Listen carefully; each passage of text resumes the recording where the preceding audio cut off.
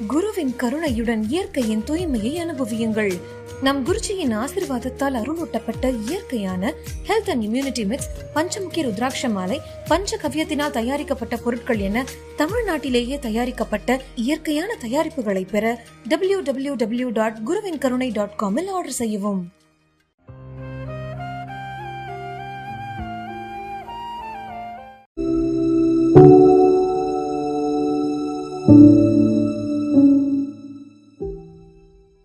Time ரொம்ப கம்மியாக இருக்குது, என்ன நினச்சிட்டு இருக்கிறீங்க நீ? நான் எனக்கே டைம் கம்மியாக இருக்குன்னு இருக்கிறேன். நீங்கள்லாம் என்ன மிஞ்சி போனால் ஒரு 15-16 வருஷம் இருப்பீங்க, அவ்வளோதான். ஒரு 40-50 இருக்கிறவங்கள சொல்கிறேன். சாபம்லாம் இல்லை, சத்தியம். எனக்கு என்ன வெக்கம், நான் என்ன, அதெல்லாம் கிடையவே கிடையாது. இன்னும் கொஞ்ச நாள் இருப்பீங்க. இப்போ நடந்துட்டு தூக்கிடுச்சுன்னா தூக்குனது தான். நல்லா டான்ஸ் ஆடிட்டு இருக்காங்க, டான்ஸ் ஆட பிரியுது. நல்லா பேசிக்கிட்டு இருக்காங்க, பேசிகிட்டு இருக்க பிரியுது. நல்லா ஃப்ளைட்டில் போயிட்டுருக்க வெடிக்குது. இறப்பு சாபம் அல்ல, இறப்பு என்பது ஒரு ப்ராசஸ், அடுத்த கட்டம் போகிறதுக்கு உண்டான ப்ராசஸ். பட் என் கேள்வி என்னென்னா, இறப்புக்கு பயப்பட தேவையில்ல, இறப்புக்கு அப்புறம் ஒன்று நடக்குமே, அதுக்கு நீங்கள் பயப்படணும். ஏதாவது தப்பாக எதுவும் பேசுகிறேன்னா? I speaking anything wrong? அவன் பார்க்குறேன், நீ என்னத்தடா பேசுகிற, திடீர்னு பார்த்து ஐ ஸ்பீக்கிங் எனிதிங்கிறான்னா நான் எங்கடா போவேன்? ஒன்றை மட்டும்தான் கேட்கிறேன், நிலையில்லாத இந்த உலகத்தில் எதை தேடி அலைந்து கொண்டிருக்கிறீர்கள்? இதை புரிஞ்சுக்கிட்டீங்கன்னா ஃப்ரீயாக இருங்க, மைண்டு இருக்கமே இருக்காதுங்க. இவ்வளோதாங்க லிபரேஷன், இதுதாங்க பீஸ். அதே வீடு, அதே பொண்டாட்டி, அதே புள்ள, அதே குழந்தைங்க, அதே ஆப்பர்ச்சுனிட்டிஸ், வலி வேதனை இருக்கவே இருக்காது. ஏன்? Take it easy mentality. ஞானம்னா என்ன நினைக்கிறீங்க நீங்கள்? சரி, ஆனது ஆகட்டும் பார்த்துக்கலாம், இதுதான் ஞானம். ஞானம்னா என்ன நினைக்கிறீங்க? இவ்வளோதான் ஞானம். ஆனது ஆகட்டும் பார்த்துக்கலாம், இவ்வளோதான் ஞானம். பட் இதுக்கு தைரியம் வரணும், வராது. இந்த பாதையில் போக போக போக போக உங்களுக்கு யாரெல்லாம் ஆப்பு வைப்பாங்க தெரியுமா? வேற யாரும் இல்லை, நீங்கள் உங்களுக்கே நீங்களே வச்சுப்பீங்க. நீங்களா ஒரு நல்ல ஆப்பை சீவி நல்லா ஷார்ப் பண்ணி வச்சு ஒரு 100-150 பேரை கூப்பிட்டு முன்னாடி உட்காந்து ஒரு பெரிய சாகசம் பண்ண போகிறேன்னு பார்த்துட்டு முன்னாடி நல்லா போய் டக்குன்னு அதில் உட்கார்ற மாதிரி வேறு யாரும் ஆப்படிக்க வேணாம், உங்களுக்கு நீங்களே ஆப்படிச்சுப்பீங்க. காரணம் என்னென்னா, ஒரு 4-5 பேர் சேர்ந்து உங்களை மைண்டை டியூன் பண்ணும்போது, பிரெயின் வாஷ் பண்ணும்போது ஹோல்டு பண்ணி ஸ்டெபிளாக நிற்கணும் சத்தியத்துலேயும் தர்மத்துலேயும். எத்தனை பேருக்கு அந்த தைரியம் இருக்குது? முதல்ல இங்கே சத்தியம்னா தர்மம்னாவே என்னென்னு தெரில, இனி எங்கே போய் அதில் தைரியமாக ஊன்றி வேறு நிற்கிறது?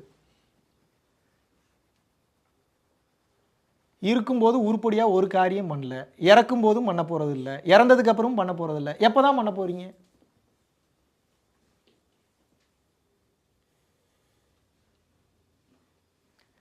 மனிதனாக பிறந்தது ஒன்றுக்கு தான், என்னன்னா கடவுளாக மாறுவதற்கு. கடவுளாக எப்படி மாற முடியும்னா, கடவுள் தன்மை என்னன்னு தெரிஞ்சுக்கிட்டு அதை கட் காப்பி பேஸ்ட் நீங்கள் உங்கள் லைஃப்பில் பண்ண ஆரம்பிச்சிங்கன்னா தான் கடவுளாக முடியும். இல்லை என்றால் ஒருபோதும் கடவுளாக மாற முடியாது முடியாது முடியாது முடியாது முடியாது. 1000 முறை நீங்கள் மந்திரம் சொன்னீங்கனாலும் ஆக முடியாது. கோயிலுக்குள்ளே போய் உட்காந்து டெய்லி பூஜை புனஸ்காரம் பண்ணுறீங்க, வெளியில் ஒரு உயிர் கஷ்டப்பட்டுட்டு இருக்கு, ஒரு வாய் சாப்பாடு கேட்குது, அந்த உயிருக்கு ஒரு வாய் சாப்பாடு வாங்கி தர தெரியலன்னு நீங்களாம் வாழ்ந்து என்ன பிரயோஜனம்னு கேட்குறேன். ஒரு உயிரினுடைய கஷ்டம் புரியலன்னா நீங்கள் மனுஷனாக இருந்து என்ன பிரயோஜனம்னு கேட்குறேன். நீங்கள் பிஹெச்டி படித்தா என்ன, படிக்காட்டி என்ன? ஒரு உயிரினுடைய கஷ்டம் உங்களுக்கு புரியவில்லை என்றால் நீங்கள் உயிரோடு இருந்தால் என்ன, இல்லாட்டி என்னன்னு கேட்குறேன். என்ன ஒருத்தர் இப்படி பார்த்துக்கணும், என்ன ஒருத்தர் அப்படி பார்த்துக்கணும், என்ன ஒருத்தர் இப்படி டேக் கேர் பண்ணிக்கணும், என்ன ஒருத்தர் அப்படி டேக் கேர் பண்ணி, நீங்கள் எத்தனை பேர் அப்படி பார்த்துக்கிட்டீங்க? தேவையில்லாத ஒரு என் சக்திக்கு மீறிய விஷயங்கள் பற்றி நீங்கள் யோசிக்கவே கூடாது, ப்ரேயர் பண்ணிட்டு விட்டுறணும். இதுவும் ஞானம் தான். என்னால் எதை ஆக்சஸ் பண்ண முடியாதோ, என் சக்திக்கு மீறிய விஷயங்கள் எது நடக்கிறதோ அதை நான் என்ன பண்ணேன்? Prayer is not a small thing. ஏன்னா ப்ரேயர் அவ்வளோ சாதாரணமாக போச்சா உங்களுக்கு? Do you think prayer is a small thing? எவ்வளோ பவர்ஃபுல் தெரியுமா ப்ரேயர்ன்றது? வேண்டுதல், பிரார்த்தனைன்றது எவ்வளோ பவர்ஃபுல் தெரியுமா? அது நினச்சி பார்க்க முடியாத power. It's not a small thing, it's so so so so powerful thing. 1,00,000 பேர், கோடி பேர் பிரார்த்தனை பண்ணிட்டு என்ன ஆகும்? பூமி தலைகீழாக திரும்பிடும், வேற லெவலில் மாறிடும். ஆனால் இங்கே அவனுக்கு அப்படி தோண மாட்டேங்க, அதுதான் பிரச்சனை. இறைவன் எல்லாத்தையும் நம்மகிட்டயே கொடுத்துட்டார். உனக்கு என்ன வேணாலும் நீயே உற்பத்தி பண்ணிக்க, என்ன வேணாலும் உன்னால் கிரியேட் பண்ண முடியும். மழை வேணுமா வர வைக்க முடியும். மண்ணை உருவாக்கணுமா உருவாக்க முடியும். இறைநிலைக்கு போனால் சொல்கிறேன், உச்சகட்ட நிலைக்கு. இப்போ அதுக்கு முன்னாடி நிலைக்கு வேணா இந்த உலகத்தில் எல்லாமே இருக்குது, எல்லாத்தையும் நீங்கள் பண்ண முடியுங்கிட்டாரு, எல்லாத்தையும் கிரியேட் பண்ண முடியுங்கிட்டாரு. இப்போ யார் அதை பயன்படுத்திக்கணும்னு கேட்குறேன். இப்போ இம்பார்ட்டன்ஸ் உங்களுக்கு எதில் இருக்குது? Very good, I appreciate that. Material இருக்குது. உங்களுக்கு எதில் இருக்குது? இப்போ மெட்டீரியல் வேணான்னு சொல்ல, மெட்டீரியலை தாண்டி ஒன்று இருக்குது, அது எப்போ போக போகிறீங்க? அதான் கேள்வி. இப்போ எனக்கு மெட்டீரியல் வேணும் தான். மெட்டீரியல் இல்லாமல் எங்கே நான் வர்றது, எங்கே ட்ராவல் பண்ணுறது? பிரச்சனை எங்கே இருக்குது அப்படின்னு வந்து பார்த்தீங்கன்னா, ஒரே இடத்துல தான் உங்களுக்கு பிரச்சனை இருக்குது, வேறு எந்த இடத்துலையும் பிரச்சனை இல்லை. என்னென்னா, நான் மனுஷன், இங்கே நான் என்னையை மட்டும்தான் சுகமாக பார்த்துக்கிறதுக்கு வந்திருக்கேன். இதுதான் உங்கள் பிரச்சனை, வேறு ஒன்றும் இல்லை.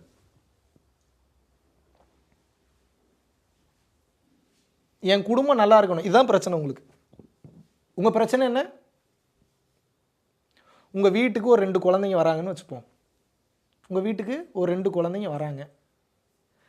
அந்த குழந்தைங்களுக்கு வந்து பார்த்தீங்க அப்படின்னா, நீங்கள் ஃபுட்டு கொடுக்குறேன்னு சொல்கிறீங்க. அந்த குழந்தை வந்து பசியோடு இருக்குது. ஃபுட்டு கொடுக்குறேன்னு சொன்னதே நீங்கள் மறந்துட்டீங்கன்னு வச்சுப்போம் ஒரு எக்ஸாம்பிளுக்கு. இது ஜீவகாருண்யமா? அந்த குழந்தையோட பசி தெரிலனா நீங்கள் கருணையில் இருக்கீங்கன்னு அர்த்தமா?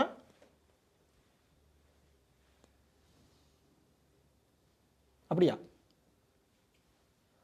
ஒரு குழந்தையின் பசி தெரியாதவன் எப்படிங்க இறைவன் ஆக முடியும்? நீ மனுஷனே ஆக முடியாது, எங்கே போய் இறைவனாக போகிறீங்க? இவ்வளோதாங்க ஞானம், வேற ஒன்றுமே ஞானம் இல்லை. இவ்வளோதான் ஞானம். Simple simple, very very very very very very simple. என்ன சொல்ல வரேன்? உனக்கு வலிக்கிற மாதிரி இன்னொருத்தருக்கு வலிக்கிறத புரிஞ்சுக்கடான்றாரு இறைவன். என்ன சொல்கிறாரு? இதுக்கு தான் இவ்வளோ திருவிளையாடல், இதுக்கு தான் இவ்வளோ பிரச்சனை, இதுக்கு தான் இவ்வளோ தூரம் நடந்துகிட்டு இருக்கு. டே உனக்கு வலிக்கிற மாதிரியே அவனுக்கு வலிக்கும், டே உனக்கு பசிக்கிற மாதிரியே அவனுக்கு பசிக்கும், டே உனக்கு தேவை இருக்கிற மாதிரி அவனுக்கு தேவை இருக்கும், டே நீ ஒன்று அனுபவிக்கிறல அந்த மாதிரி அவனுக்கு அந்த ஆசை இருக்குண்டா. அதுக்கு வழி விடு, அதுக்கு அனுகிரகம் பண்ணு, அதுக்கு சப்போர்ட் பண்ணு.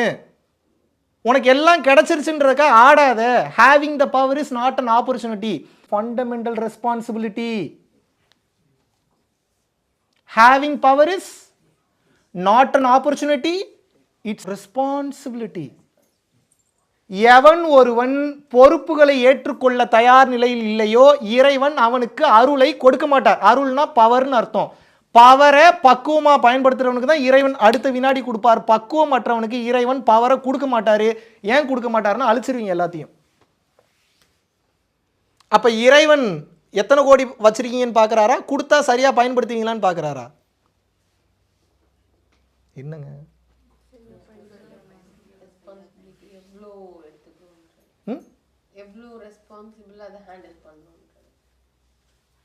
ஸ்பைடர்மேன் தான் கண்ணு முன்னாடி வருவார். The power always comes with more responsibilities. அவர் என்ன மூடில் எழுதி வச்சுட்டு போனார்னு தெரில, ஆனால் அதுதான் உண்மை. The power always comes with more responsibilities. அந்த பவரை பக்குவமாக ஹேண்டில் பண்ண தெரிலனா அந்த பவரை வச்சு என்ன பண்ண போகிறீங்கன்னு கேட்குறேன். என்ன பண்ணுவீங்க? மறுபடியும் இன்னும் 2 வீடு மேஜிக் பண்ணி வர வைப்பீங்களா? அப்படி மேஜிக் பண்ணி கை கால் வலி வந்ததுன்னா சரி பண்ணிடுவீங்களா? சரி ஒரு எக்ஸாம்பிள் சொல்கிறேன். நல்லா குடிக்கிறீங்க, குடிச்சுக்கிட்டே இப்போ குடிக்கிற தப்பு சரின்றக்குள்ளே போகல. நான் அந்த கான்செப்டை மட்டும் சொல்கிறேன், ஓகேவா? நீங்கள் நல்லது கெட்டதுக்குள்ளேயே இப்போ போகாதீங்க தயவு செய்து. ஜஸ்ட் கேளுங்க. குடிச்சுக்கிட்டே இருக்கீங்க, லிவர் கெட்டுருச்சு, மேஜிக் பண்ணி சரி பண்ணிடுறீங்க. அப்புறம் என்ன பண்ணுவீங்க? ஆஹா பவர் தான் இருக்கேன், மறுபடியும் குடிப்போன்னு குடிப்பீங்க. அவ்வளோதானே? Yes or no? இறைவன் எப்படி உங்களுக்கு அந்த பவரை கொடுப்பாரு? அப்போ உண்மையான பவர்ன்றது ஹீல் பண்ணுறதா, அறிவு கட்ட முட்டா பையிலே குடிச்சா இது பிரச்சனை வரும், குடிக்கிறத நிறுத்துன்ற அந்த அறிவு பவரா? Knowledge is the actual power, your wisdom is the actual power. 1000 கோடி பவரா இல்லை அறிவு பவரா? சரி, அறிவே இல்லாமல் 1000 கோடி பணம் கொடுக்குறேன், என்ன பண்ணுவீங்க? 10,000 கோடி ஆக்கிடுவீங்க. நீங்கள் அழிச்சிருவீங்க கொஞ்ச நாளில். ரொம்ப நல்ல அறிவு இருக்கக்கூடிய ஒருத்தனுக்கு வெறும் 1 ரூபா கொடுக்குறேன், என்ன பண்ணுவாங்க? அவன் என்ன வேணா பண்ணுவான் அந்த 1 ரூபாயை வச்சு, என்ன வேணா they can do. That is the power of knowledge and wisdom. அறிவை முதலில் கற்றுக்கொள். அறிவு என்றால் என்ன என்பதை தெரிந்து கொள். முதலில் சிற்றறிவில் தொடங்கு. இப்போ உங்களுக்கு இருக்கிறது பூரா சிற்றறிவு. பிறகு பேரறிவில் பயணம் செய். சிற்றறிவு என்பது கற்றுக்கொள்வது, பேரறிவு என்பது கற்றுக்கொண்டதை மறப்பது. பேரறிவில் நீ பயணம் செய்ய வேண்டும் என்றால் தைரியமும் வேகமும் துணிச்சலும் ஜாஸ்தி இருக்கணும், இல்லைன்னா பேரறிவுக்குலாம் போக முடியாது. ஏன்னா அதெல்லாம் கொடூரமாக இருக்கும், அடி குண்டக்கு மண்டக்கு விழுகும், சுற்றி சுற்றி அடிப்பாங்க. தைரியமாக தாங்கி நிற்கணும், வலிக்கும் கொஞ்சம் இருந்தாலும் நிற்கணும். இப்போ இது என்டர்டெயின்மெண்ட்டாக வச்சுக்கக்கூடாது, ஏதாவது வாழ்க்கையில் அப்ளை பண்ணி மாற்றணும். நீங்கள் மற்றதெல்லாம் மதிக்கலனாலும் பரவாயில்ல, உங்களுடைய பாதையிலே வர உங்களுக்கு பணம் தானே பெருசு, இத்தனை லட்சம் செலவு பண்ணி வரானே, அதுக்காவது நம்ம வாழ்க்கையை ஏதாவது மாற்றுவோம், அப்படியாவது ஒரு முடிவு எடுங்க. ஏதாவது அப்படியாவது ஒரு முடிவு எடுங்க. உங்கள்கிட்ட நான் பணம் கேட்டேன்னா எனக்கு பணம் கொடுக்குறதுக்குலாம் ஆள் இருக்காங்க, அதை விட்டுருங்க. காலம் ஃபுல்லாக உட்கார வச்சு சோறு போகிறதுக்குலாம் ஏகப்பட்ட வீடு இருக்குது, அதை விட்டுருங்க. உயிருக்கு உயிராக பார்த்துக்கிறது ஏகப்பட்ட ஃபேமிலி இருக்குது, அதை விட்டுருங்க. அப்புறம் அதுக்குள்ளே போகல, நீங்கள் என்ன பண்ண போகிறீங்க?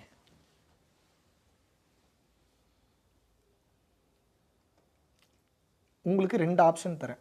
ஆப்ஷன் ஏ, தயவு செஞ்சு மாறுங்க. Option B, refer option A. அப்படின்னா என்ன?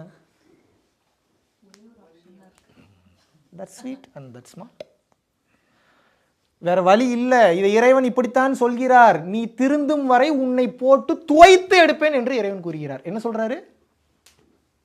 என்ன சொல்றாரு இறைவன்? நீ திருந்தும் வரை உன்னை போட்டு நான் துவைத்து எடுப்பேன். திருந்துறதுனா என்னங்க? பிற உயிருக்கு கஷ்டம், பிற உயிருக்கும் வலிக்கும், பிற உயிருக்கும் தேவை, பிற உயிர் இப்படித்தான் இருக்கு, என் தேவைக்காக நான் இங்க பாருங்க, when the God blesses you financially, before raise your standard of living, just raise your standard of giving ன்றாங்க. when the God blesses you financially, before raise your standard of living, just raise your standard of giving. அப்படின்னா என்ன அர்த்தம்? இறைவன் உன்னை பொருளாதார ரீதியாக அதிகப்படியாக ஆசீர்வாதம் செய்யும் போது அது உனக்காக இல்லடா முட்டா பையிலே, உன்னை நம்பி ஒரு பொறுப்பை கொடுத்துருக்கிறாரு. நான் தான் சொன்னேன்ல, the power always comes with more responsibilities. பவர்னா என்ன? எனர்ஜின்னு அர்த்தம். பணமும் எனர்ஜி தான், பொருளும் எனர்ஜி தான், ஃப்ரிட்ஜு எனர்ஜி தான், எல்லாமே எனர்ஜி. வேறு வேறு வைப்ரேஷனில், வேறு வேறு மாடுலேஷனில், வேறு வேறு மாலிக்யூல்ஸில் ஃபார்ம் ஆகிருக்கு. உங்ககிட்ட எது அதிகப்படியாக இருந்தாலும் இறைவன் எது கொடுத்துருக்கிறாருன்னா, என்ன இப்படியே டெய்லி வச்சு வேடிக்கை பார்க்குறக்கா? இருக்கா இருக்கா பத்திரமா இருக்கா, வெளியே அது கரெக்டாக இருக்கா, கார் கரெக்டாக இருக்கா, டயர் கரெக்டாக இருக்கா? செத்து போயிடுவீங்க சீக்கிரம் ஸ்ட்ரெஸ் டிப்ரெஷனில். என்ன செக் பண்ணுறதுக்கு வந்தீங்களா? இறைவன் படைச்செல்லாம் கரெக்டாக இருக்கா, இது கரெக்டாக இருக்கா? என்ன அவ்வளோ பெரிய அறிவாளியா நீங்கள்? எல்லாத்தையும் கரெக்டாக இருக்கான்னு செக் பண்ணி A to Z கால்குலேஷன் பண்ணி A to Z எல்லாம் பண்ணி ஆடிட்டிங் கடவுளை கரெக்டாக இருக்கு கடவுள், அவ்வளோ பெரிய அறிவாளியா நீங்கள்? வந்ததுலேருந்து இப்போ வரைக்கும் எத்தனை மூச்சு விட்டீங்கன்னு தெரியுமா? ஓகே, இதுக்கப்புறம் எத்தனை மூச்சு விட போறீங்கன்னு தெரியுமா? எங்கே வேணாலும் நிறுத்திடுவார், அதுதான் தெரியுமா? அப்போ எங்கே வேணாலும் நிறுத்த போறாருன்றதை புரிஞ்சுட்டு அதுக்குள்ளே எஸ்கேப் ஆயிடணும். இதுதான் கேம். புத்திசாலி என்ன பண்ணுறான்? வள்ளலார் தெளிவாக சொல்றாரு, எவ்வித தந்திரத்திலாவது உனது நெற்றிக்கண்ணை திறந்து விடு, ஏதாவது ஒரு ட்ரிக் பண்ணு. வார்த்தையை கவனிங்க, எப்பேற்பட்ட வார்த்தை தெரியுமா? அது என்னமோ பண்றாங்கிறார், எங்கேயோ போ என்னமோ பண்ணு, தயவு செஞ்சு இதை திறந்துருங்கிறார். ஏன்னா அப்பதான்டா உண்மை தெரியுங்கிறார். அதுவரை உன்னால் உண்மையை காணவே முடியாது, உன்னை அது ஏமாற்றிக்கொண்டே இருக்கும் என்று கூறுகிறார். எவ்வித தந்திரத்திலாவது திறந்து கொள்கிறார். என்ன சொல்றாரு? எவ்வித தந்திரத்திலாவது திறந்து கொள். அப்படின்னா என்ன? ஏதாவது பண்ணி தொடடாங்கிறார். அதை அப்ப அதுக்கு எவ்வளவு இம்பார்ட்டன்ஸ் கொடுக்குறாரு, எவ்வளவு இம்பார்ட்டன்ஸ் கொடுக்குறாரு.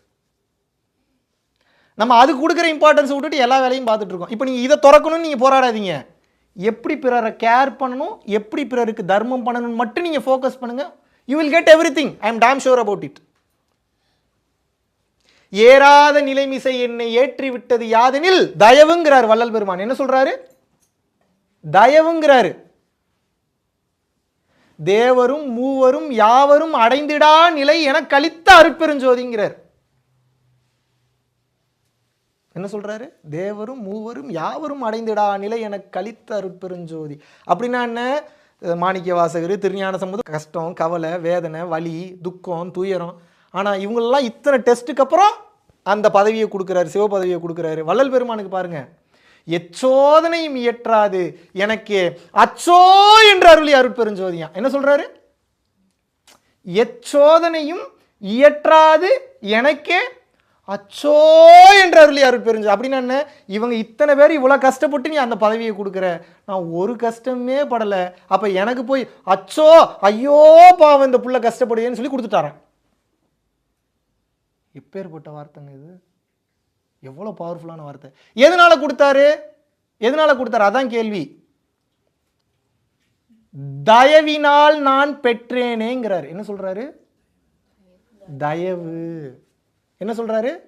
தயவு. கத்தி பேசுறதுனால தயவு இல்லைன்னு அர்த்தம் இல்லை. எப்படி வேணாலும் கன்வே பண்ணலாம் தயவோட. தெரியுமா உங்களுக்கு? மிரட்டுனா தயவு இல்லைன்னு அர்த்தம் கிடையாது. அவங்க லாங்குவேஜுக்கு புரிகிற மாதிரி பேசுறது தயவு தான். தெரியுமா உங்களுக்கு? ப்ளீஸ் பண்ணுறதுக்கு பேர் தயவு இல்லை. அந்த உயிருக்கு எப்படியாவது உணர்த்தினும்னு நினைக்கிறீங்கல்ல, அதுக்கு பேர் தான் தயவு. வள்ளல் பெருமான் தெளிவாக சொல்கிறாரு. இவ்வளோ தூரம் பேசுகிறீங்களே, அவங்க சொல்லி கேட்கலன்னா என்ன பண்ணுவீங்க? சொல்லி திருத்துவேன் அப்படின்னு கேட்கலன்னா கெஞ்சி திருத்துவேன், அப்படின்னு கேட்கலன்னா அடித்து திருத்துவேங்கிறார். அப்புறம் கையில் காலில் விழுந்தாலும் அப்புறம் திருத்துவேன், அப்படி இல்லைன்னா மறுபடியும் மீண்டும் அடுத்த பிறவியாவது எடுத்து வந்து திருத்துவேன், ஆனால் திருத்துவேங்கிறார்.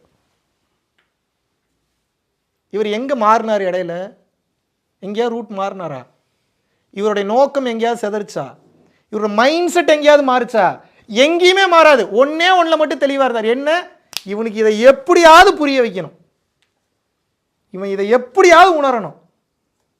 இவன் போகிறதுக்குள்ளே அதை உணர்ந்தார். ஏன்னா தெரியும், பாதாள உலகம் என்ற ஒரு உலகம் இருக்கிறது. அந்த உலகத்தில் உங்களது ஆன்மா நீங்கள் அதிக பாவங்கள் செய்து அங்கே கொண்டு போய் பூட்டி வைக்கும்போது சோழி சுத்தம், வெளியவே வர முடியாது, வெளியவே வர முடியாது. அப்போ என்னங்க இருக்குன்னு மட்டும் நினச்சிடாதீங்க. ரொம்ப கேவலமாக, ரொம்ப கொடூரமாக, ரொம்ப மோசமாக பிறவி இருக்கும். உங்களை நான் பயமுறுத்தவில்லை, பார்த்ததனால் தான் சொல்கிறேன். சத்தியமான உண்மை. ஆன்மீகத்தில் மட்டும் பொய் சொன்னால் தண்டனை மிகவும் கொடூரமாக இருக்கும். உங்களுக்கு நன்மையை செய்ய வேண்டும் என்ற ஒரே காரணத்தினால் சொல்கிறேன். இப்படி இங்கே ஒரு உலகம் இல்லை. என்னோட சீரியஸ்னஸ்லேயே புரியலையா? நான் என்ன பேசிகிட்டு இருக்கேன்னு புரியுதா புரியலையா உங்களுக்கு? ஏதாவது நான் எங்கேயாவது டொனேஷனை பற்றி பேசுகிறேன்னா, நான் எங்கேயாவது என் பேரை வந்து புகழ்ந்து பேசுங்கன்னு பேசுகிறேன்னா, எங்கேயாவது பரம்பொருள் ஃபவுண்டேஷன் நாளையிலேருந்து இதை நீங்கள் ஃபாலோ பண்ணணுன்னு நான் என்ன பேசுகிறேன் உங்கள்கிட்ட? இது உண்மை இல்லைப்பா, மாட்டிப்பீங்க, உங்களுக்கு தெரியாது, ரொம்ப சுகமாகவே போயிட்டுருக்கோம், இறைவன் இப்போ உங்களை ப்ளஸ் பண்ணல, எல்லாத்தையும் கொடுத்துருக்கிறாருன்னா உங்களை ரொம்ப சோதிக்கிறாருன்னு அர்த்தம். உங்களை பார்த்துக்கிட்டே இருக்கிறார். என்ன பண்ண போகிறான், என்ன முடிவு எடுக்க போகிறான், எதை நோக்கி போக போகிறான், தேருவானா மாட்டானா பார்த்துக்கிட்டே இருக்கிறாரு. வழி நடத்தினால் அவர் சரண்டர் பண்ணிட்டீங்கன்னா பிரச்சனை ஒன்றும் கிடையாது, சோதனை வரும். அப்பயும் அதே நிலையிலே இருக்கணும், அந்த சரணாகதி நிலையிலே இருக்கணும். தேங்கி நின்று விடுவதல்ல, சரணாகதி நிலையில் செயல்படுவது. புரியுதா நான் என்ன சொல்கிறேன்னு? சரண்டர்ன்றது வேலை வெட்டி செய்யாமல் இருக்கிறது இல்லை. சரண்டர்ன்றது என்னன்னா முழுமையான நம்பிக்கை என்ற அர்த்தம். சரண்டர்னா என்ன? முழுமையான நம்பிக்கை. நான் என்ன நம்ப சொல்கிறேன்னா, நீங்கள் என்னை நம்பவே வேணாம், நீங்கள் என்னை நம்பவே வேணாம். நான் உங்களை யார் நம்ப சொல்கிறேன்? நான் தான் ஒரு வீணாக போனவன் நானே சொல்கிறேன். நீங்கள் என்ன என்னைய சொல்கிறது? நானே சொல்கிறேன் நான் ஒரு வீணாக போனேன். நான் உங்களை யார் நம்ப சொல்கிறேன்? அவன் கண்ணுக்கு தெரியவில்லை என்றாலும் கண்ணுக்கு தெரியக்கூடிய அத்தனை பொருட்களையும் அவன்தான் இயக்கி கொண்டிருக்கிறான். புரிந்து கொள்ளுங்கள். இப்போ நீங்கள் உங்கள் பிள்ளைக்கு கல்யாணம் பண்ணி வைக்க போகிறீங்க, ஒரு 10 லட்ச ரூபா பணம் இல்லை. அந்த 10 லட்ச ரூபா எந்தவித எதிர்பார்ப்பும் இல்லாமல் உங்கள் பக்கத்து வீட்டுக்காரர் கொண்டு வந்து கொடுக்குறாரு. அவ்வளோ அன்பாக, தயவோட, பணிவாக, கைண்டாக வந்து இது எனக்கு வேண்டவே வேண்டாம், அதிகமாக சொத்து இருக்குது, இறைவனை நல்லா ப்ளஸ் பண்ணியிருக்காரு, உங்கள் பிள்ளையோட கல்யாணத்தை நீங்கள் பாருங்கன்னு 10 லட்ச ரூபா கொடுக்குறாரு. அவர் யார் உங்களுக்கு? அவர் தான் கடவுள். அப்போ கடவுள் தன்மையை மேஜிக் பண்ணால் அடையலாமா, தர்மம் செய்தால் அடையலாமா? சிம்பிள். மேஜிக் பண்ணுறவன் கடவுளா, தர்மம் பண்ணுறவன் கடவுளா? மேஜிக் பண்ணுறவனுக்கு பேர் மெஜிஷியன். மேஜிக் பண்ணுறவனுக்கு பேர் என்ன? நீங்கள் மெஜிஷியனாக இருக்கணும்னு நினைக்கிறீங்களா, தர்மவானாக இருக்கணும்னு நினைக்கிறீங்களா? தர்மம் செய்பவன் தான் இறைவனாக இருக்க முடியும். ப்ரூவ் பண்ணிடலாமா எப்படின்னு? பஞ்சபூதங்களுக்கு ஏன் அவ்வளோ வலிமை? எதிர்பார்ப்பு இல்லாமல் கொடுத்துட்ருக்கு, அதனால தான் அதுக்கு அவ்வளோ சக்தி. நிலம் அது பாருங்கள், பறந்து விரிந்து நீ எவ்வளோ மண் போட்டாலும் ஏற்றுக்குது, எவ்வளோ பெஸ்டிசைட்ஸ் போட்டாலும் ஏற்றுக்குது. அப்பப்போ ஒரு காட்டுது, ஏன்னா அந்த சுழற்சி இருந்தால் தான் மறுபடியும் அந்த நிலைக்கு வர முடியும்னு. பட் அது பாருங்கள், அதனுடைய ஏற்றுக்கொள்ளக்கூடிய தன்மையை பாருங்கள். காற்று கொடுத்துக்கிட்டே இருக்கா இல்லையா? சூரிய வெளிச்சம் கொடுத்துக்கிட்டே இருக்கா இல்லையா? நீர் கொடுத்துக்கிட்டே இருக்கா இல்லையா? மனுஷன் மட்டும் எடுத்துக்கிட்டே இருக்கிறான். இயற்கையோட கலக்கணும்னு ஆசைப்படுறீங்க. அப்போ இயற்கை மாதிரி இருந்தால் தானங்க நீங்கள் இயற்கையோட கலக்க முடியும். நீங்கள் இயற்கைக்கு ஆப்போசிட்டில் இருந்தீங்கன்னா எப்படிங்க இயற்கையோட கலக்க முடியும்? ஏதோ நியாயமாக கேட்குறேன்னா, ஏதாவது தப்பாக கேட்குறேன்னா? அப்போ காப்பி அடிங்க இயற்கையை. இயற்கை என்ன பண்ணுது? கொடுக்குது, எதிர்பார்ப்பு இல்லாமல் கொடுக்குது. அதை கற்றுக்கணும்ல நம்ம. ஏன் கொடுப்பதை பற்றி மட்டும் நான் பேசிக் கொண்டிருக்கிறேன் என்றால், கொடுப்பவன் மட்டும்தான் இறைவனாக இருக்க முடியும்.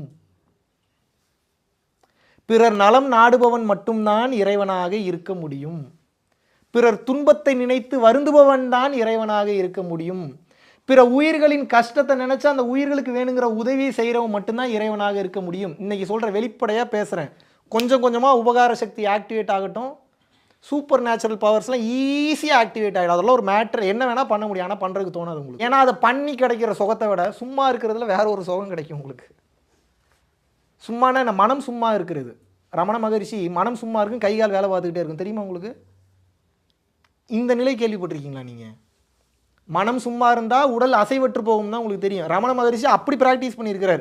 மனம் வேலை செய்யாது, கை கால் மட்டும் வேலை செஞ்சுக்கிட்டே இருக்கும். இது எப்படிங்க அது? இப்போ எந்த நிலையங்க அந்த மனுஷன் அடைஞ்சிருக்காப்புல? அவ்வளோ தூரம் போகிறதெல்லாம் ரெண்டாவது. இப்போ நான் உங்களை போக சொல்கிறதுக்கு காரணம் ஒன்றே ஒன்று தான். என்னன்னா, இன்னொரு உயிரை கொஞ்சம் கவனி, இன்னொரு உயிருக்கு இருக்கக்கூடிய கஷ்டத்தை புரிஞ்சுக்க. இன்னொரு உயிரும் விஷயம் தெரியாமல் கஷ்டப்பட்டுக்கிட்டு இருக்கு. ஓவர் அறிவாக பேசாத. அந்த அறிவு என்ன ஏதும் புரிஞ்சுக்கக்கூடிய தன்மை கூட அந்த உயிருக்கு இருக்காது. அறிவை அதிகம் பயன்படுத்தாத, இதயத்தை பயன்படுத்து. அது எப்படி அறிவை பயன்படுத்தாத இதயத்தை பயன்படுத்துறது? மனைவி ஒரு தவறு செய்திருப்பாள் என்பது கணவனுக்கு தெரியும். அவள் செய்த அந்த தவறை வைத்து நீ செஞ்சது தப்பு தப்பு தப்பு தப்பு, நீங்க செத்து போயிடுவாங்க சீக்கிரம். ஸ்ட்ரெஸ் டிப்ரெஷன்ல அறிவு சொல்லும், கால்குலேட் பண்ணும். மூளை எப்பயும் கால்குலேஷன் தான் வேலை. இதயம் சொல்லும், மூளை சொல்லும் அவள் பண்ணது தப்பு, அவளை பழிவாங்குன்னு சொல்லும். இதயம் என்ன தெரியுமா சொல்லும்? விடுறா, என்னதான் இருந்தாலும் அவன் பொண்டாட்டிடாவ. என்ன சொல்ல இதயம்? சொல்லுதா சொல்லியா? உங்களுக்குலாம் சொல்லுதா? அப்படி இல்லை, சொல்றது இல்லையா? முக்கியமான சில நேரங்கள் வரும்போது இதயம் பேசுதா பேசலையா? ஆனால் ரொம்ப சட்டில்டாக பேசும், ரொம்ப நுட்பமாக பேசும். என்ன பண்ணும்? நுட்பமாக பேச, அதிகமாக பேச. இது கஷ்டம் தானே? இது பண்ணலாமா? அதை those who dare to follow their heart, this nature will start to show her secrets. அப்படின்னா என்ன? எவன் ஒருவன் மூளை சொல்வதை நிறுத்திவிட்டு இதயம் சொல்வதை அதிகமாக கேட்க ஆரம்பிக்கிறான். இது அப்போ அவ்வளோ சீக்கிரம்லாம் முடியாது. தைரியம் ரொம்ப ஜாஸ்தி வேணும், பொறுமை ரொம்ப ஜாஸ்தி வேணும், அதிகப்படியான டேரிங் குவாலிட்டி இருந்தால் தான் இதயம் சொல்கிறத கேட்க முடியும். இதயம் சொல்வதை எவன் ஒருவன் அதிகமாக கேட்க ஆரம்பித்து விடுகிறானோ இந்த பிரபஞ்ச ரகசியம் எல்லாம் அவனுக்கு தெரிஞ்சிடும். இதயம் என்பது அநாகதம், அநாகதம் என்பது அன்பு சம்பந்தப்பட்டது, கருணை சம்பந்தப்பட்டது. இந்த உலகமே கருணையில் தான் செயல்பட்டுக்கிட்டு இருக்கு. அப்போ இங்கே இருக்கக்கூடிய எல்லா கருணையை பற்றின கான்செப்டையும் ஞானத்தையும் நீங்கள் புரிஞ்சுக்கணுன்னா இங்கே கருணை வரணும். இங்கே கருணை வந்துச்சுன்னா அந்த கருணையோட கனெக்ட் ஆயிடும். நீங்கள் ஒன்றும் பண்ண வேணாம். So simple. காமம் அதிகமாக தோன்றுகிறதா, மூலாதார சக்கரம் ரொம்ப ஆக்டிவில் இருக்குன்னு அர்த்தம். ரொம்ப பதட்டம் படபடப்பு ஜாஸ்தி இருக்கா, ரூட் சக்கரா ரொம்ப டேமேஜ் ஆகிருக்குன்னு அர்த்தம். ஒவ்வொரு சக்கரமும் ஒவ்வொரு வேலையை செய்யும். மூலாதாரம், சுவாதிஷ்டானம், மணிப்பூரகம், அநாகதம், விசுத்தி, ஆக்ஞா, சகசரா. அப்போ ஒவ்வொரு சக்கரமும் என்னன்னா உங்களுடைய பிளாக்கேஜஸ். பதட்டம், படபடப்பு, பொறாமை குணம், காமம், குரோதம், லோபம், மோகம், மதம், மார்ச்சரியம், டம்பம், தர்ப்பம், ஈருஷை, அசூயை, 10 விதமான துர்குணங்கள். சுருக்கமாக சொன்னா ஆணவம், கண்மம், மாயை. ஒரே வார்த்தையில் சொல்லணும்னா அகங்காரம். இன்னும் சிம்பிளாக சொல்லணும்னா அறியாமை. லைட்டை ஃபுல்லாக ஆஃப் பண்ணிடுறேன். என்ன அறியாமைனா என்ன? பயந்துக்கிட்டே இருக்கீங்க. ஐயோ இங்கே என்ன இது இருக்குது, இங்கே என்ன பாம்பு இருக்குது, பாம்பு இருக்குன்னு லைட்டை போட்டால் பாம்பு இல்லை கயிறுன்னு தெரியுது. அப்போ முன்னாடி எதனால பயம் இருந்தது? தவறான புரிதல், அதனால் பயம் இருந்தது. இப்போ ஏன் பயம் போயிருச்சு? மிகச் சரியான புரிதல், அங்கே கயிறு இருக்குன்றது தெரிஞ்சு அதனால் பயம் போயிருச்சு. இப்போ உச்சகட்ட மெயினான புரிதல் இருக்குது. அது என்ன தெரியுமா? இங்கே பாம்பு இல்லை, கயிறு இல்லை, நீ இல்லை, நான் இல்லை, இங்கே வீடே இல்லை. இது ஹையஸ்ட், இது ஹையஸ்ட் விஸ்டம். எப்போ இந்த குரோத்துக்கு நம்ம போகிறது? கொஞ்சம் கொஞ்சமாக. எப்போங்க போகிறது? ஆடு நாடு தேடினும், யானை சேனை தேடினும், கோடி வாசி தேடினும் குறுக்கே வந்து நிற்குமோ? எதுவும் வராதுங்கிறாங்க. நீ 100 கோடி முறை வாசி யோகம் பண்ணியிருந்தீங்கன்னா 10 பைசா பிரயோஜனம் இல்லை. துப்பிட்டார் சிவவாக்கியார். என்ன பண்ணுறாரு? தூண் ஒரே துப்பா துப்பிட்டார். ஆடு நாடு தேடினும், யானை சேனை தேடினும், கோடி வாசி தேடினும் குறுக்கே வந்து நிற்குமோ? வருமாடா அவன் கஷ்டத்துக்கு? வராதுங்கிறார். அப்ப எது வருன்றாரு? ஓடி இட்ட பிச்சையும் உகந்து செய்த தர்மமும் சாடி விட்ட குதிரை போல் தர்மம் வந்து நிற்குமே. பாருங்க என்ன மாதிரி வார்த்தைங்க. உனக்கு ஒரு கஷ்டம்னா அந்த தர்மம் டக்குன்னு டான்னு டைமுக்கு வந்து நிற்குமா? எப்படி தெரியுமா நிற்கும்? இப்போ உங்களை எவனோ ஏதோ ஒன்று பண்ண போறான்னா கூட நீங்கள் அதிக தர்ம செயல்களை செய்திருக்கும் போது இறைவனினோட செல்ல குழந்தையா மாறிட்டதுனால அவனோட மைண்டுக்குள்ளே பூந்துருவார். இது நம்மலாம் பூர முடியாது. மேஜிக் நம்ம பண்ண முடியாது, இறைவன் தான் பண்ண முடியும். நம்ம அகங்காரம் மட்டும்தான் பண்ண முடியும், மேஜிக்லாம் பண்ண முடியாது. அவன் மைண்டுக்குள்ளே பூந்து மைண்ட் செட்டை மாற்றி விட்டுருவார். அப்போ அந்த நல்ல முடிவு எடுக்கணும்னா தர்மம் இருக்கணும், தர்மம் இருக்கணும்னா உபகார சக்தி வேணும். உபகார சக்தி இருந்தால் இந்த எண்ணம், இந்த சிந்தனை, இந்த செயல் தானாகவே கொஞ்சம் கொஞ்சமாக மாறும். உங்களை பாதுகாக்கிறது ஒன்றே ஒன்று தான். இஸ்லாம் மார்க்கம் தெளிவாக பிடித்து கொண்டது. தசபாகம்னு சொல்லுவாங்க. 10%, 3%லேருந்து 10% தர்மத்துக்கு கொடுத்தே ஆகணும். 50 கடமைகளில் ஒரு முக்கியமான கடமை தெரியுமா உங்களுக்கு? கிறிஸ்டியானிட்டியில் இருக்கிறவங்க காணிக்கைன்னு கொடுத்துக்கிட்டே இருக்காங்க தெரியுமா? அவன் எங்கேயோ கொடுக்குறாங்க, சர்ச்சுக்கு கொடுக்குறாங்க, இல்லை தேவாலயத்துக்கு கொடுக்குறதுனால நல்லா இருக்கான். நம்ம எங்கே கொடுக்குறோம்? நம்ம எடுத்துக்கிட்டே தான் இருக்கிறோம். ஒரு 5 நிமிஷம் அவன்கிட்டயாவது எதாவது பேச இவங்ககிட்ட இருந்து என்ன எடுக்கலான்னு தான் மைண்டு போகுது. அப்படித்தானே போகுது. ஒரு 5 நிமிஷம் யார்கிட்டயா பேச இந்த உயிருக்கு என்ன கொடுக்கலாம் இப்படி யோசிச்சிருக்கீங்களா? எனக்கு அது மனசாட்சியை தொட்டு சொல்லுங்கள். சாபம் விடுவோம் அப்புறம் பொய் சொன்னீங்கன்னா. சத்தியமாக சாபம் விடுவோம். உண்மையை சொல்லுங்கள். இந்த உலகத்தில் எல்லாருமே கஷ்டத்தில் தான் இருக்காங்க, இன்க்ளூடிங் யூ. கஷ்டத்தில் இருந்தால் தான் கொடுக்கணுன்றதே முதல்ல தவறான கூற்று. நல்லா புரிஞ்சுக்கோங்க. இப்படி வச்சுப்போமா, இப்போ உங்களுக்கு எல்லாமே இருக்குது, இறைவன் ஏன் இன்னும் உங்களுக்கு அருள் செய்யணும்னு நினைக்கிறீங்க? உங்களுக்கு மட்டும் இருக்கும்போது இன்னும் நிறையா வேணும், மற்றவனுக்கு இருக்கும்போது நீங்கள் நிறையா கொடுக்க மாட்டீங்க. இப்படி வச்சுப்போமா? இது நியாயமாக படுதா? இன்னும் நீ நல்லா வச்சுக்க இறைவா, இன்னும் நீ நல்லா வச்சுக்க. சரி, நீங்கள் மட்டும் அப்படி நினைக்கிறீங்க, இன்னொருத்த அப்படி நினைக்கக்கூடாதா? நினைக்கலாமா, நினைக்கக்கூடாதா? சரி, அப்போ அவர் அப்படி நினைக்கிறாருன்னா யார் செய்யணும்? நீங்கள் தானே செய்யணும். கஷ்டத்துல இருந்தால் உதவி பண்ணுறாங்க, அவனே நல்லா தானேங்க இருக்கான். அவன் நல்லா இருக்கான், உங்களுக்கு லெட்ரு போட்டானா, தந்தி அடித்தானா? நீங்கள் என்ன புரிஞ்சுக்கணுன்னா தெளிவாக புரிந்து கொள்ளுங்கள். இந்த உலகத்தில் அறியாமையில் இருக்கக்கூடிய எல்லாருமே கஷ்டத்தில் தான் இருக்கிறான். உண்மையை உணராதவன் எல்லாருமே பஞ்சாயத்தில் தான் இருக்கிறான். இதை புரிஞ்சுக்கிட்டவன் தான் ஞானி. என்கிட்ட இல்லைனாலும் பரவாயில்ல, அந்த உயிர் நல்லா இருக்கணுன்றதுலாம் உச்சக்கட்டம். நான் அந்த அளவுக்கு போகணும்னு நான் சொல்ல. என்கிட்ட 100 இருக்குன்னா 99 எடுத்துக்கிறேன், ஒன்னையாவது கொடுக்குறேன். இதைத்தான் கற்றுக்குங்கன்ற. ஏன் தெரியுமா? என்ன காரணம் தெரியுமா?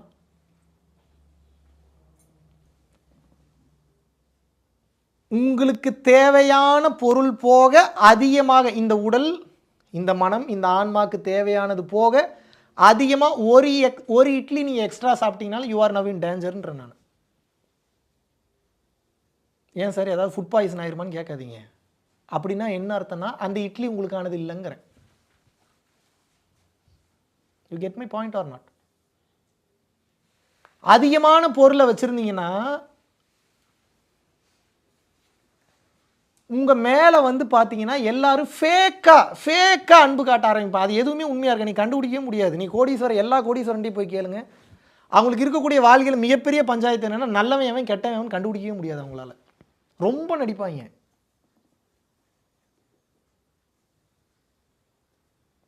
நல்ல மனுஷனை பார்க்குறது இன்றைக்கெல்லாம் ரொம்ப கஷ்டமாக போச்சு. நீங்கள் நிறைய பில்லியனர்ஸ்லாம் இருக்காங்க. 4 பேர் நல்லா இருக்குன்னு நினைக்கிறவங்க ரொம்ப கம்மி.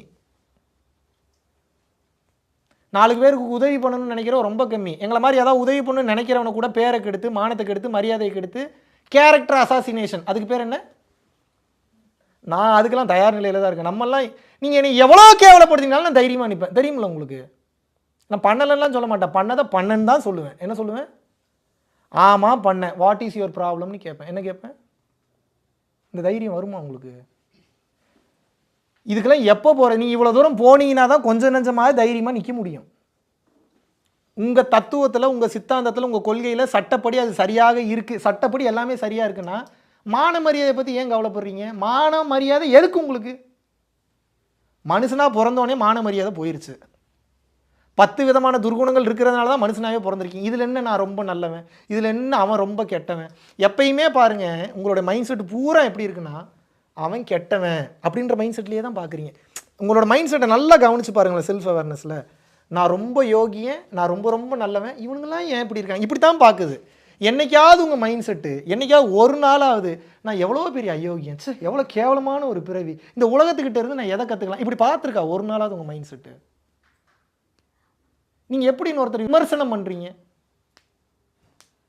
ஜெயித்தவனுக்கும் வரலாறு உண்டு, தோற்றவனுக்கும் வரலாறு உண்டு, விமர்சனம் செய்தவனுக்கும் வேடிக்கை பார்த்தவனுக்கும் வரலாற்றில் ஒரு வரி கூட கிடையாதுன்றாங்க.